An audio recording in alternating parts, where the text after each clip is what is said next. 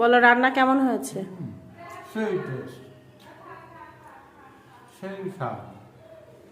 ঠিক আছে, আমি তোমার বলেছি আমি তোমার জন্য অনেক কষ্ট করে রান্না করি, অনেক ভালোবাসা দিয়ে।